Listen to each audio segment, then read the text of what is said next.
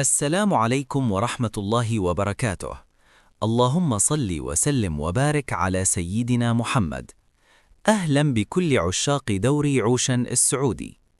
يوم الجمعة 13 فبراير نترقب مباراة قوية، الاتحاد ضد الفيحاء ضمن منافسات الأسبوع 22 من دوري روشن السعودي. مباراة كل نقطة فيها مهمة ومليانة إثارة وندية لآخر دقيقة.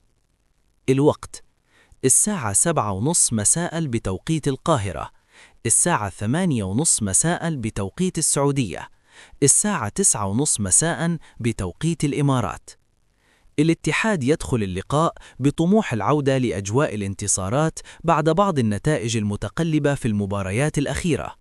الفريق مليان نجوم قادرين على تقديم مباراة قوية وتحقيق النقاط الثلاث اللي حتدي دفعة كبيرة في المنافسة على المراكز المهمة في الدوري.